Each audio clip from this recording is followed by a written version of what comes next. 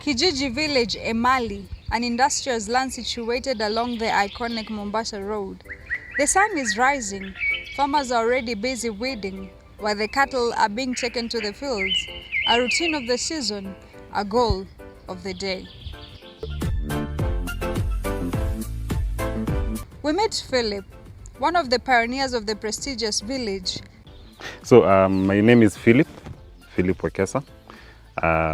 I'm a proud co-owner of Kijiji village. I work with Maria Antonietta. We've been working together for more than 11 years now. We acquired this land for the sustainability of the programs that we run in Nairobi. Yeah, the benefits of farming. One of the main benefits of farming is for me is fulfillment. I find the interaction, eating what you produce, is quite fulfilling in a way. I'll tell you for sure, farming is unpredictable because the seasons, the weather, they're quite unpredictable. We always use organic fertilizer, manure from the animal wastes, cows, chicken and goat. The idea of Kijiji came up in 2011. I had just started an organization in Nairobi called Huipalas Foundation. Back then, we were working to create spaces, especially because we have a scout group through which we mentor young people. And we needed, we needed to create spaces for that group and other groups in Korogocho and Kariobangi. And second, we had a program called distance adoption, through which we facilitate education fund for guys that go to school. So in 2011, we had the idea, while we were drafting the concept for Huipalas, we had the idea for the sustainability of Huipalas. We need to create a project that can, of course, facilitate the programs that it's doing in Nairobi. So we had many ideas, including some business ideas, but we ended up on farming on land because, as you know, land is something that the value is ever increasing and all that. So we bought the land in 2011. With a team of very creative people, friends, we wrote the concept for Kijiji. Kijiji being a campsite, primarily a campsite, and secondly a farmland, and it's also a space where we still have many other things that we project that we will implement later on. We are very lucky here in Kijiji that we are able to have a borehole, because that was I think it was the beginning of life in Kijiji, in here.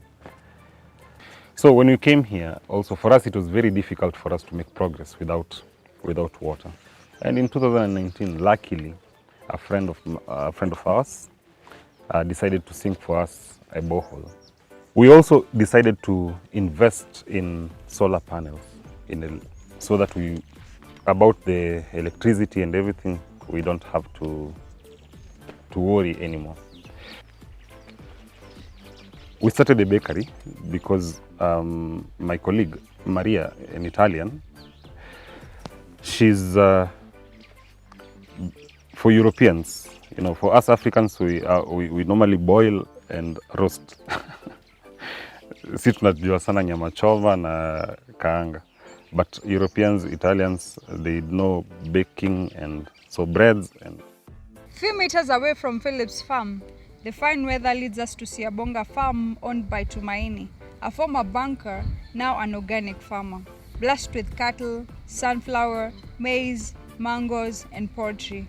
Adapting new agricultural technologies and practices is seen as a key way of increasing production, reducing hunger and poverty. Okay, this is my farm, Karibuni. We call it Siabonga Farm.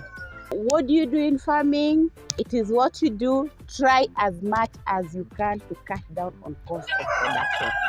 Otherwise, feeding this chicken will be very expensive.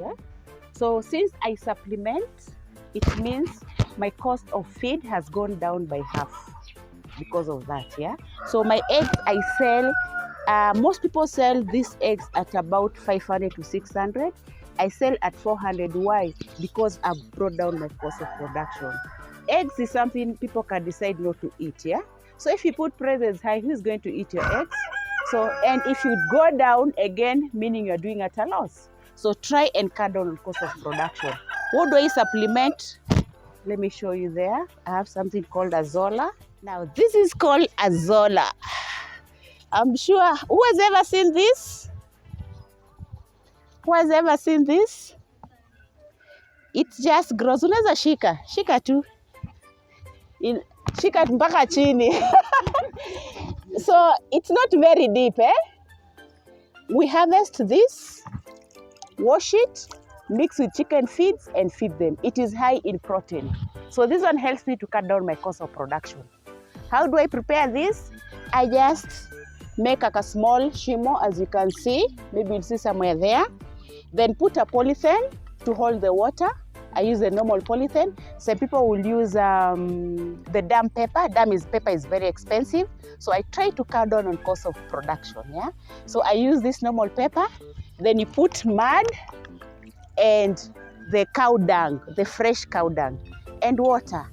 Harvest a bit of it. Put like here, this size. In a week, it fills the place. Just a week. Like a piece multiplies almost 7 times. So this is what I use to harvest. Nakuja tu hivi and then unaeka kwa ndoo. Like hii peke yake, when you put in a small dam like this, in a week imeshaja. So you only need to buy once and that's it. This one helps me to cut down cost of production. They've done several very nice things. So I introduced this in Emali. Inataka shade kidogo. Shade kidogo. Usipoweka shade, utaona inaanza kuturn brownish. So inataka bit shade kidogo. Si lazima ufanye, ni vile nilikuwa na hii all this, but hata under a tree you can still do it. I got the information online. Nika visit that person. And then farming, if you want to do something, visit other farmers. I used to do hoho nini vitu nyingi, but nimeacha for now, the rotate na mahindi. What you do, always visit other people who are doing it physically. We have paid a lot of money to visit those people. Tunalipa. But go there, you are investing in knowledge.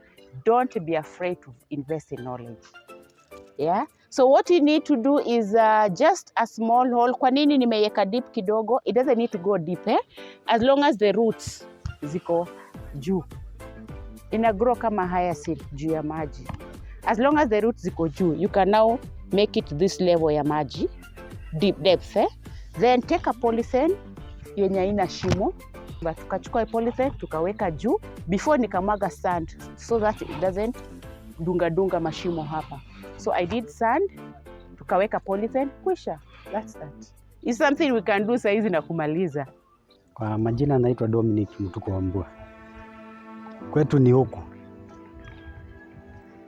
Hapa nilifanya kazi kwa tuseme za hizi nimemaliza mwaka nikiwa hapa. Nilianza last year kama nikifanya kibarua kama hawa tu. Baadaye tukaendelea madai mwezi wa 10 nikaniajiri hapa. Sasa ukulima naona inanipeleka vizuri, manake hata niko na shamba yangu iko karibu na mto. Iko na size ya hii mahindi ile. Kwa maana sasa hii ukulima inanisaidia sana, manake naendelea kusoma kutoka hapa kwa madhe. Naweka hadi mifuko, hata kuku niko nazo kwa nyumba. Chenye kilinipea motisha ya kufanya hiyo ukulima, nilipata babangu akifanya hiyo ukulima na mimi nikaamua sasa nikikua nitafanya hii tu vile baba anafanya. Kwa sasa hivi ile shamba iko karibu na mto, ni mimi niko nao sasa. Baba nimemwambia pumzika, nitafanya hii. Mimi naona hii ukulima itanipeleka mbali sana. Ile naona nikiendelea hapa kwa maana.